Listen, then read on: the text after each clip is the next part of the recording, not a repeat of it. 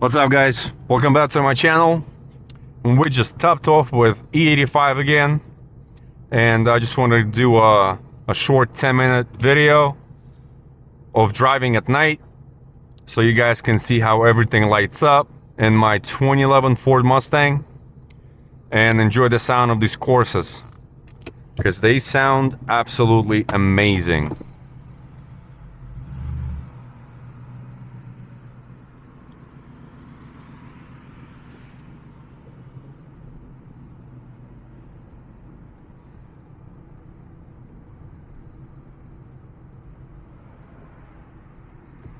All right, here we go.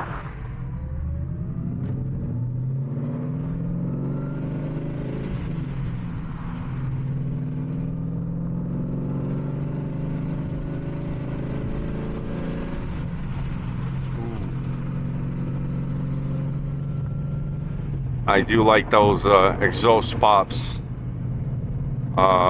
when you switch gears. It gives that little burble.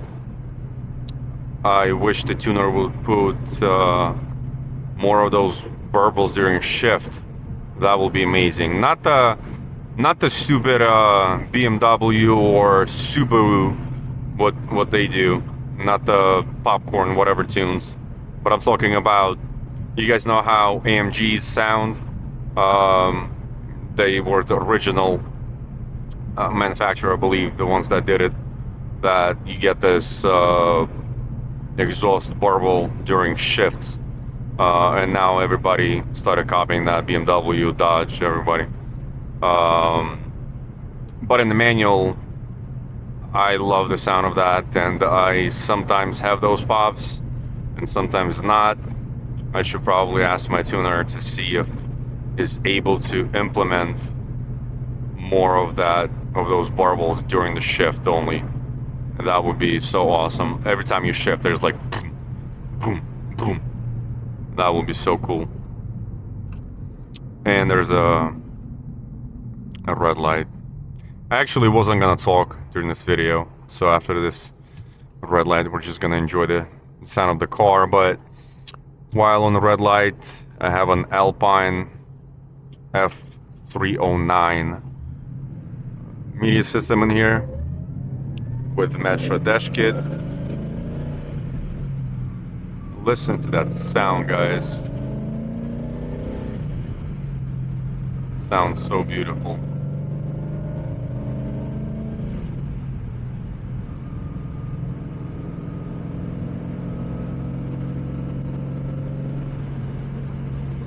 Not too bad for 2011 Ford Mustang GT.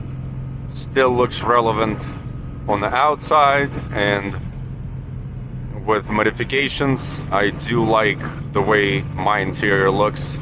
As you guys can see, mine is decently modified, and even the seats, I have black and orange custom seats. I do need to change those panels into black panels and the headliner to a black headliner, and then I feel like the seats will pop. In the future, we will do that. It would be awesome to do like Alcantara on the door panels to make them more luxurious and not so basic, you know. But let's enjoy the sounds.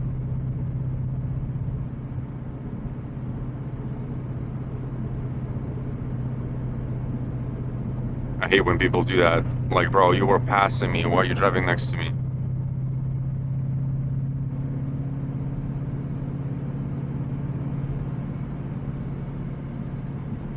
Like, if you're passing, just freaking pass, right? What's the point of catching up and then driving next to you at the same speed? Like, WTF.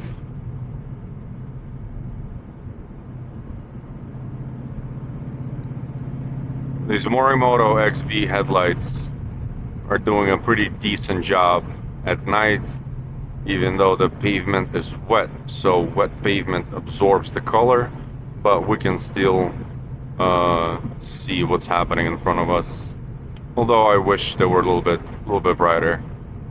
I have another set of like custom retrofitted xenon, not LED, and they put out much more highlight, much more KA band 34.7 ahead. much more light in front of you, simply because of the custom spec projector and the bulbs properly selected.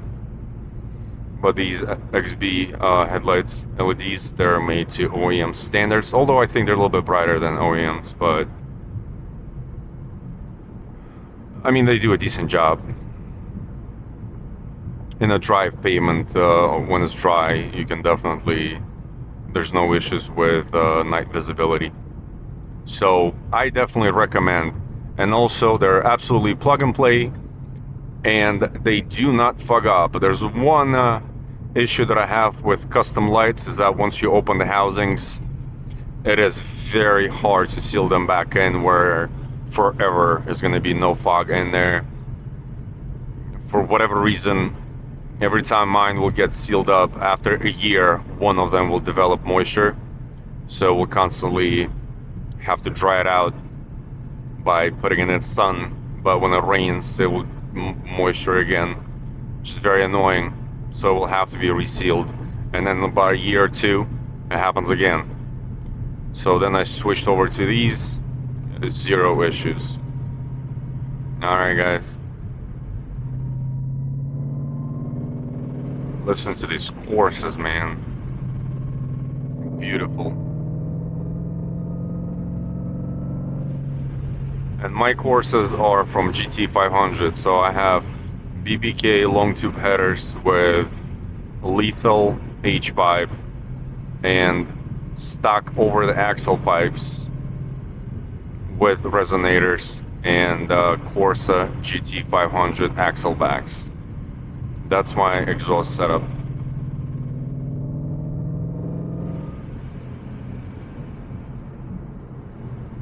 Sounds gorgeous.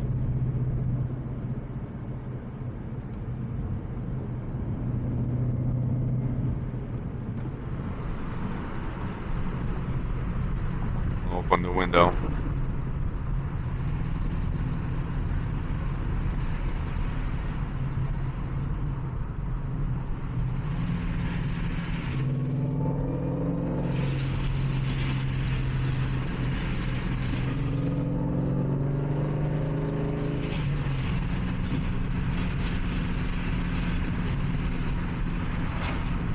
Sound amazing.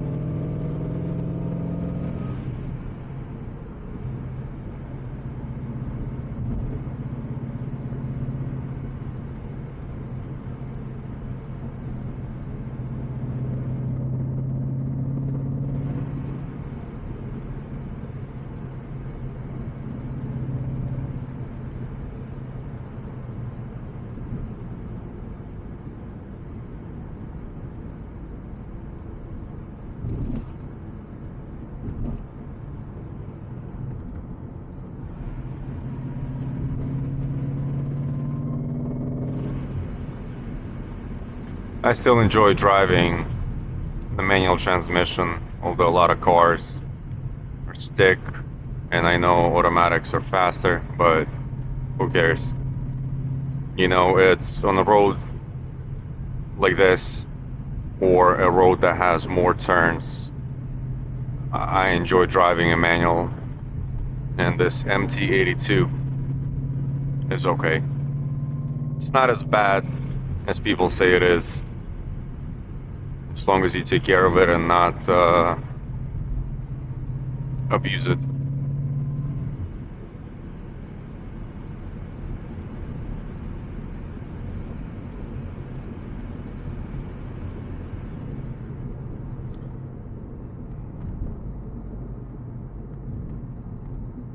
I have fluid in there that's recommended by Calimer, whatever the mixture is. I think it's like BG and something else, or Amsoil and BG.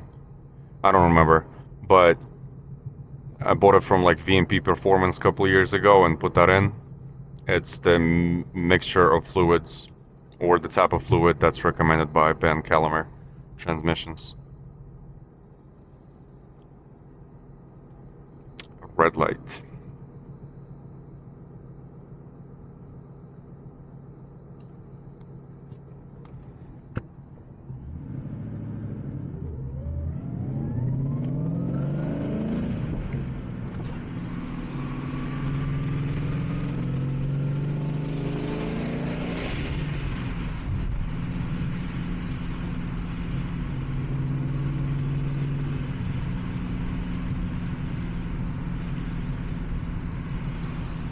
Mini Cooper's behind me.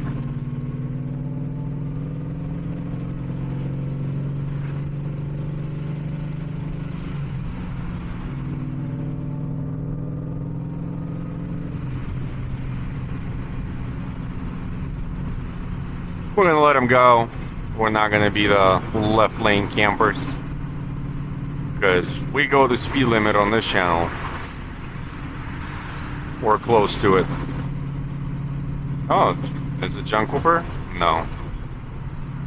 Kind of sound a little bit, but I don't see the badges unless the owner took it off.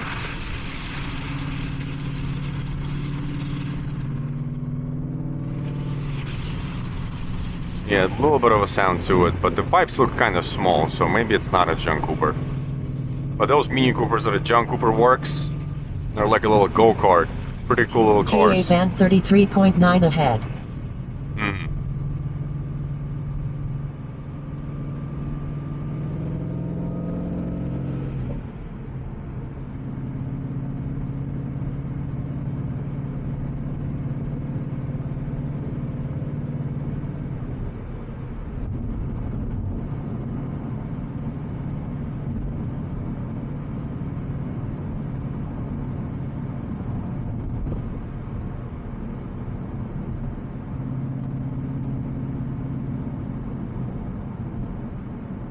What's going on over here?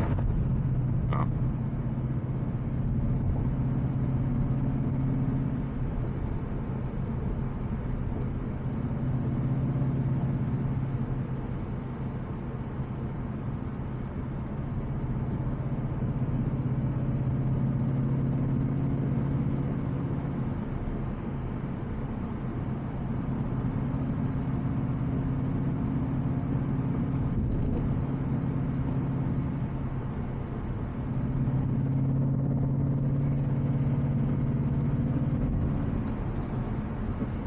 Cool thing about this exhaust setup is that there's very minimal, almost no drone. I would say 95% that there's absolutely zero drone. And let's say on this quick highway, I'm gonna make it to 60 miles an hour, and I'm gonna switch it to 6th gear, and we can have a normal conversation now. There's very little, there's no drone. You hear the exhaust a little bit, and you can have a normal conversation by going 70 miles an hour. So with the flow of traffic, right? Yeah, and that's the beautiful part of this exhaust system, and that's why I love it. Plus it's Corsa. I think Corsa makes the best sounding systems, where they're not ridiculously loud.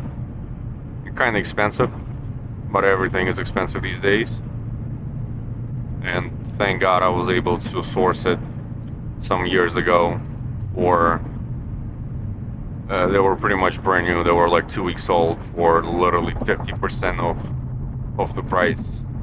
So they used to retail at the time for $1,200, and I got them for like $600 or $650. I don't remember exactly. So pretty good deal.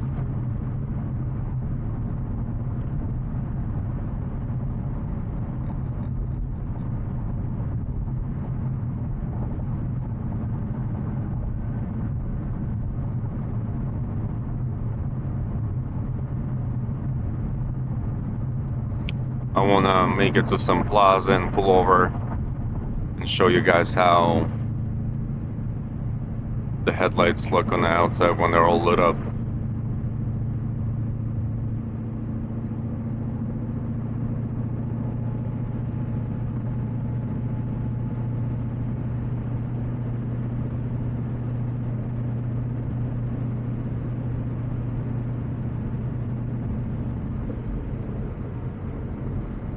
like this style of how my interior looks at night. I mean, considering that it's 2011, so it's by car years, this car is kind of old, but the interior still looks decent, especially at night. We have this fighter jet setup, as I call it, where I have the gauges, you know, the steering wheel, my dash. One day I'll switch to 2014 digital dash, you know, with the track apps. That will be super cool. And this in the middle right here, this also looks kind of cool. I like it. Oh, look at this. What's that? Is that one of them Hyundais? KA band 33.9 ahead. Yeah, that's a Hyundai. One of them with a turbo. Little go-kart. Cool little car, except that it's wrong wheel drive. Unless it's all-wheel drive, and then I'm mistaken. But I think they're front-wheel drive.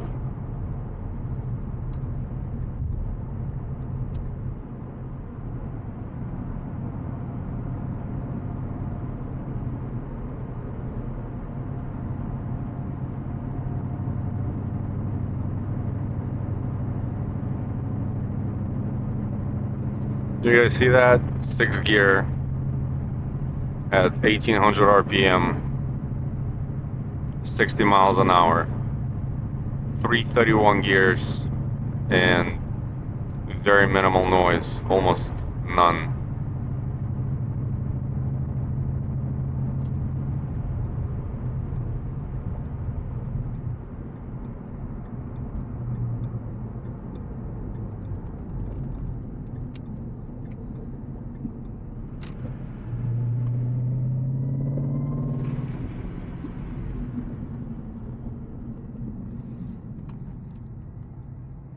I just recently installed stock thermostat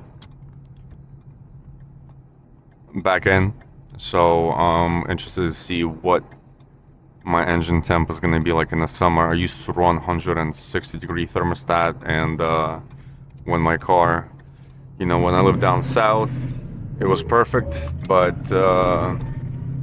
up north, nah, no bueno, unless you road race.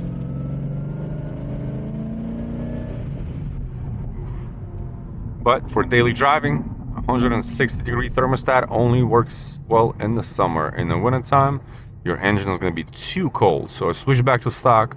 I also have Reich thermostat, which is 172 degrees, whatever, 170. Brand new. But I decided to install the stocker, and let's see what that does. So if any of you guys needs it, let me know.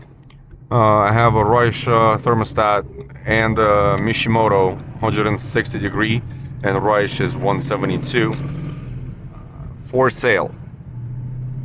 And Mishimoto has been used for a few years, but using the thermostat, you know, it's pretty much very minimal any kind of use on it. I mean, it's just there, and it functions well. I've tested it, and there's no issues with it. 172 degree Reich thermostat is brand new, never installed, and never seen coolant in its life. Alright guys, so now I'm gonna pull over to this little plaza over here, and I'm gonna show you what the headlights look like on the outside. They're not as popular, maybe because of their price, but especially what they go for now, but they're pretty good. And I kind of like the fact that they're not popular, and because I don't feel like showing up to any kind of cars and coffee and then seeing all S187s with the same mods. Alright guys, so let's wrap this up. I'm just gonna show you what it looks like on the outside, and we'll be done.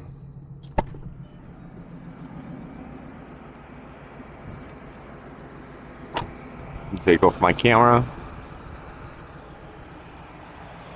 Alright guys, this is what the headlights look like on the outside.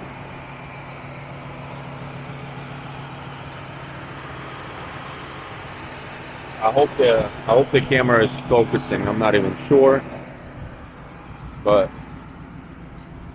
it has certain signals that are kind of cool.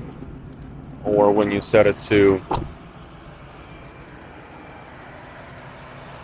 hazard, so that's also kind of cool. I forgot what the word is. Honestly, can't even think of a word. Floating? No, not floating. But drop me a comment, let me know what the word is. That it's not coming to my mind. Oh, sequential. God damn it. It did come to my mind. Oh, God forgive me for mentioning you in the wrong way. But anyway, alright guys, subscribe to my channel. Drop me a comment, let me know what you guys think. I love reading comments, I reply to all of them. But this is the setup. Still love this car. This is the last of Mustangs that look like a Mustang for America and not a global / European sports car. So that's why I'm keeping this car. One day it will be twin turbo. Love the way it looks. For whatever reason, when I see other S187s, most of them look like crap. But I like mine. And one day it will also be wrapped. So if any of the wrap shops are going to be watching this, if you guys want to sponsor me, I will gladly accept it. Alright guys, drop me a comment, let me know what you guys think. Subscribe to my channel, hit like, and I'll see you in the next video.